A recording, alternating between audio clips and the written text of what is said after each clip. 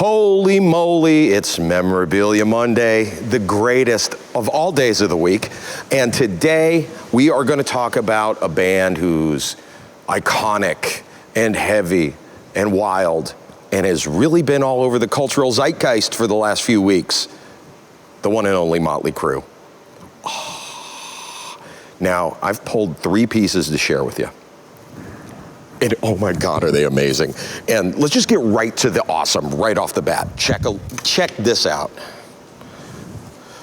Get a load of that bad boy right there. This is a Gibson Thunderbird bass that was custom made by the fine folks at Gibson for the one and only Nikki Sixx, the mastermind of Mötley Crüe, the songwriter, the band leader, the guy.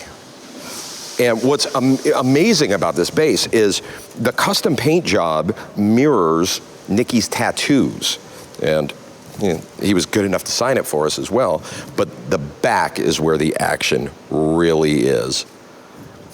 That is the same artwork that Nicky has as a back piece tattoo. Unreal. Love the headstock. Sick.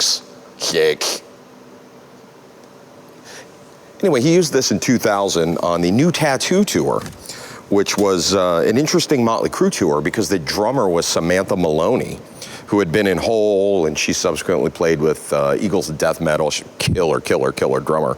But she did a tour and some work with Mötley Crüe, and Nicky worked this bass on stage while rocking with Samantha Maloney, Vince Neil, and everybody's favorite Mötley Crüe member, Mr. Mick Mars, in the year 2000. Y2K, baby. Too cool. Now, during that tour, Samantha was the drummer, but everybody knows the drummer for Mötley Crüe is Tommy Lee, right? Dun, dun, dun, dun, dun, dun, dun. Get a load of this. Got to spray it down with some cootie juice. This was Tommy Lee's outfit during, like Shout at the Devil and Theater of Pain, that kind of like quintessential early mid-'80s Mötley Crüe era. I love it. It looks like here on the back, Tommy had a little blowout. It's pretty exactly circular, though. I'm wondering if he wasn't just kind of pushing a butt cheek through there just to be cheeky. But that's how we did it in the 80s, you know what I'm saying? We put these kind of things on. Well, by we, I mean they, because Lord knows I wouldn't. But there's a piece of history for you, right?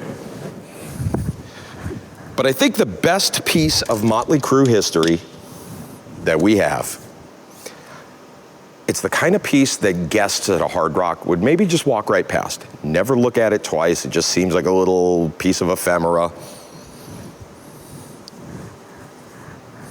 And it's this right here. Just a little ribbon, piece of ribbon, Mötley Crüe, and the classic pentagram. Well, this is the headband that Vince Neil is wearing in the Looks That Kill video. Wow, that is a piece of 80s history right there.